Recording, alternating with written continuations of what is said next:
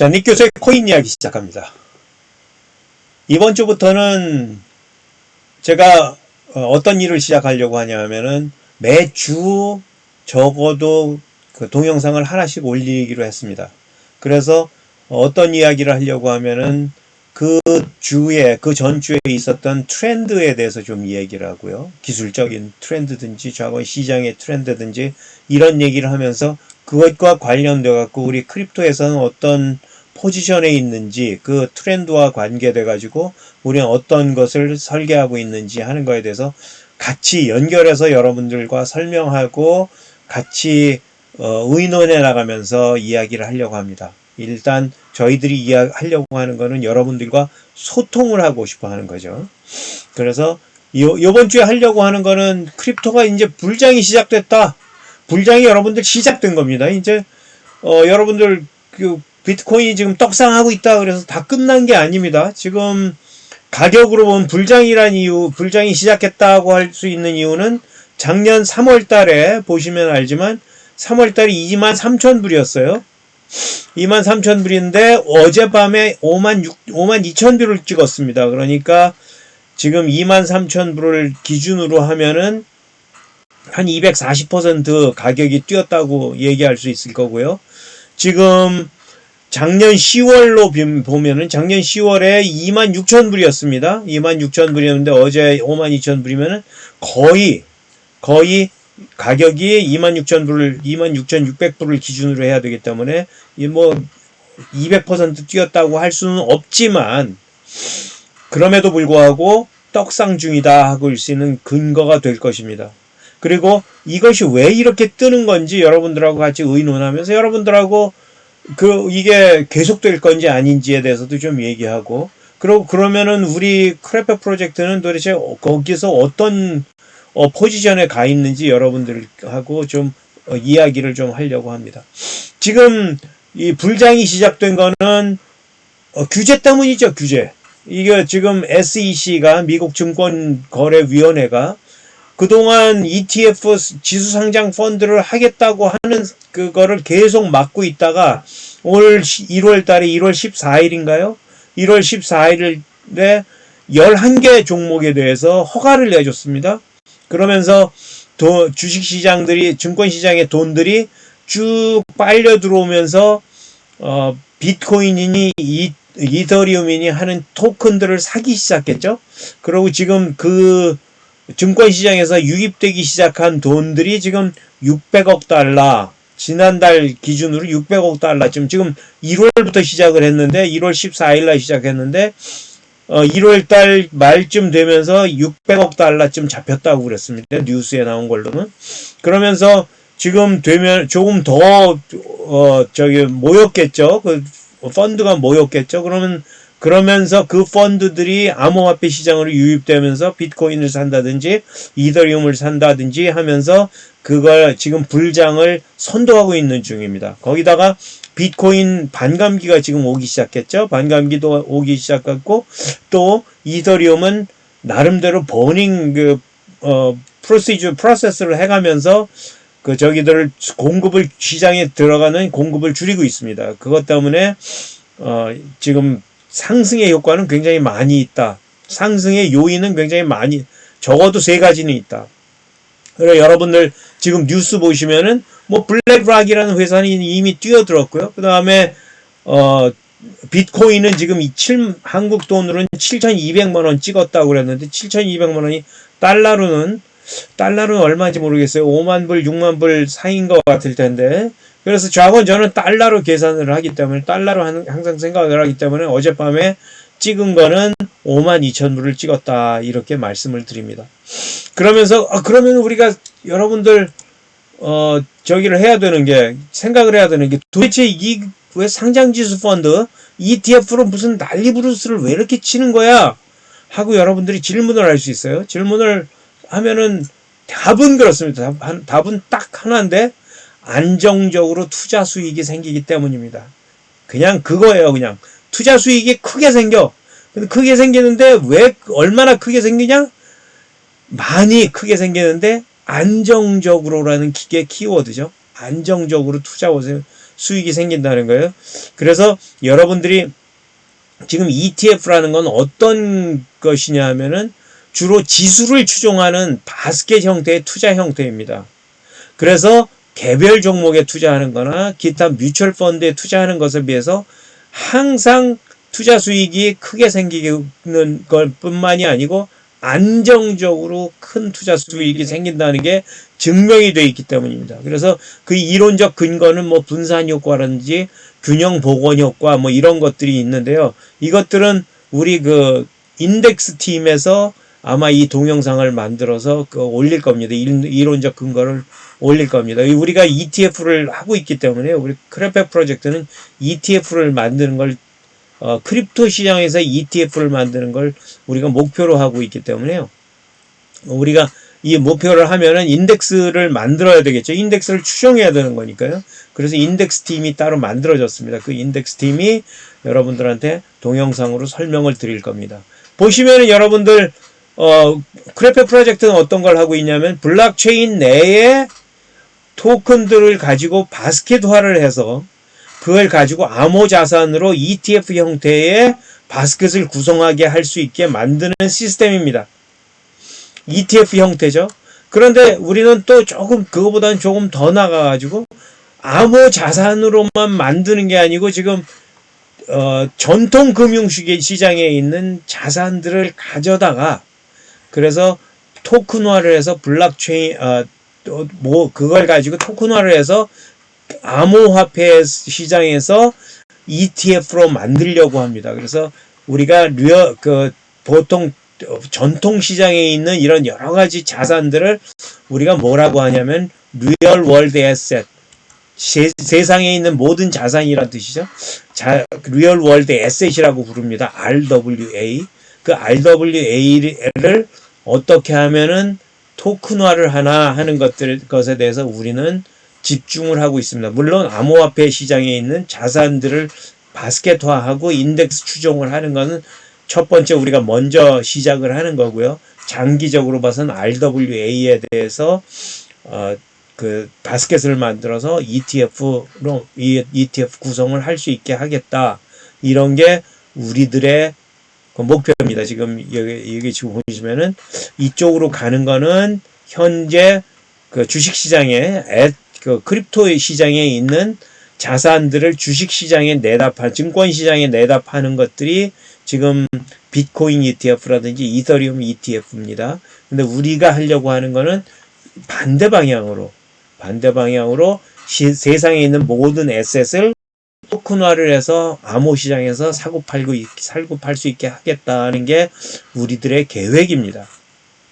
그런데 지금 여러분들 이제 지금까지 보셨지만 갑자기 우리가 암호화폐 시장이 갑자기 뜨기 시작한 게 아니라요. 사실은 규제가 풀리면서 뜨기 시작했습니다. 그래서 우리 같은 암호화폐 시장에서 우리가 만드는 거는 역시 그 수혜를 받겠죠. 왜냐하면 우리도 ETF를 만들고 있는데 그 ETF는 어떤 ETF냐? 암호 자산으로 그 ETF 바스켓 구성을 하게 하겠다. 암호 시장에서 다시 말씀드립니다.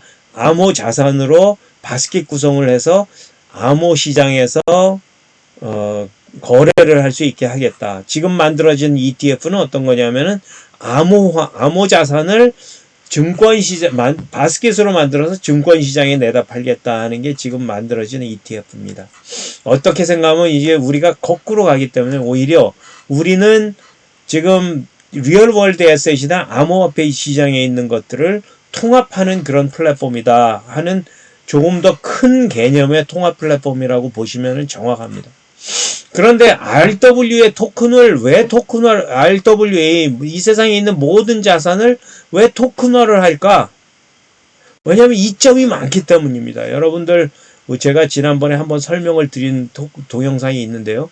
토큰화를 하면 항상 제일 좋은 게 뭐냐면은 우리가 지금 갖고 있는 어떤 자산이 우리가 갖고 있는 리얼 월드 에셋, 우리가 이 세상에 있는 자산이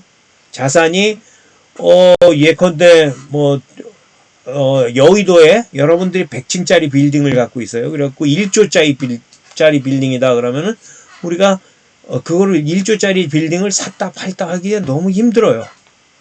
그래서 쪼개갖고 파는 게 제일 중요한데요. 예컨대 1조짜리 저기는 좀 어렵다고 합시다. 여러분들이 압구정동에 아파트 하나를 있어요. 아파트 하나가 50억짜리입니다.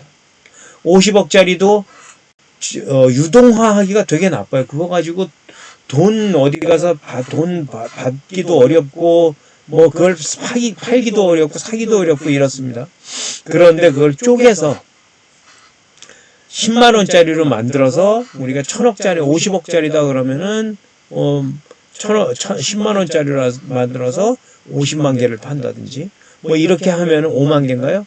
5만 개를 판다든지 그럼 50억이 될 거 아닙니까? 그럼 5만 개의 주인이 생기면서 5만 명의 주인이 생기면서 유동성이 굉장히 좋아집니다. 그렇게 해서 토큰화하는 것들이 굉장히 많은 장점이 있습니다. 거기다가 제일 좋은 거, 제일 규제와 관련돼 가서 제일 좋은 거는 여러 가지 토큰화를 하면은 블록체인에 오면서 굉장히 투명해집니다. 그 기록이나 이런 것들이. 그러면서 여러 가지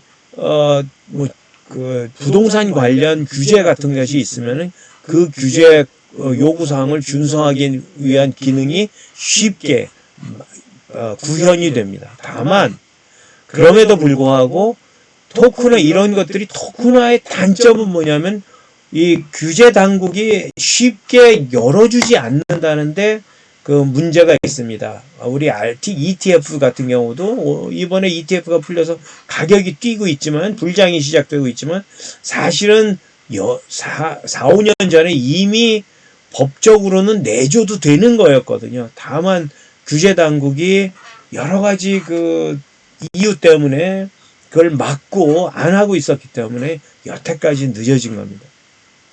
그래서 거기다가 이제 법적 규제 같은 경우는 여러 문제가 다양하잖아요. 각 국가마다 다 규제가 다르고 그렇기 때문에 인터넷에서 거래되는 그 리얼 월드 에셋 같은 경우는 규제가 너무 복잡하고 어려울 수 있습니다. 우리가 이런 여러 가지 문제 중에서 지난번에는 제가 동영상으로 한번 기술적인 취약점이나 기술적인 어려움에 대해서 한번 설명을 드린 적이 있습니다. 기술적으로는 이런저런 어려움이 있기는 있습니다. 하지만 그 기술적인 어려움들은 항상 여러분들이 기억을 해야 되는 게 기술적인 어려움들은 쉽게 극복이 됩니다. 다만 쉽게 극복이 안 되는 건 법적 규제인데요. 왜 법적 규제의 문제가 왜 걸리냐 하면은 사람들이 이런 새로운 기술이나 새로운 변동에 대해서 마음이 열리기가 쉽지 않기 때문에 그렇습니다. 자, 그런데 우리가 그래서 법적 규제의 경우 미국의 경우를 한번 생각을 해보겠습니다. 미국은 증권거래위원회가 이걸 우리가 이제 자산을 토큰화해서 바스킷으로 만들려고 그러면 토큰화하는 과정에서 어떻게 해야 되는지 하는 것들이 아주 자세하게 나와 있습니다. 이런 것들을 증권형 토큰이라고 합니다. 증권형 토큰을 만들 때 여러 가지 그 까다로운 조건이 있는데요. 다행히도 거기에 몇 가지 면제 조건이 있습니다. 그래서 면제 조건은 첫 번째로 인가된 투자자라는 것은 자기가 금융소득이 10만 불 이상 되는 사람들이거나 아니면 그 증권 이 금융거래에 특화되어 있다는 걸 증명할 수 있는 사람들이 인가된 투자자입니다. 그래서 자기를 인가를 해야 됩니다. 인증을 해야 됩니다. 그런 인가된 크레딧 인베스터가거나 혹은 그런 게 없더라도 35명 이내라고 하면은 저기를 증권거래위원회에서 저기를 등록을 면제하면서 그냥 신고만 할 수가 있습니다. 그게 룰 506이라는 거고요. 그 다음에 506B라는 거고요. 506C는 모든 투자자가 인가된 투자자야 하지만 그 다음에 투자자야 하고 그런 저기가 있습니다. 그래서 하지만 여기서는 위에서는 506B는 일반 광고나 마케팅을 통한 무작위 증권 구매 제한 이런 건 금지되어 있습니다. 그런데 506C로 적용을 받으면은 인터넷, 소셜미디어, 컨퍼런스 등등 다양한 방법으로 투자자들을 모집하는 게 가능합니다. 왜냐하면 accredited, 그 인가된 투자자라고 하면은. 그런데 그럼에도 그렇게 해갖고 우리가 등록 면제를 한다 그러면 등록하고 허가받는 건 거의 불가능한 일이라고 생각하시면 되고요. 면제 조건을 우리가 하는 겁니다.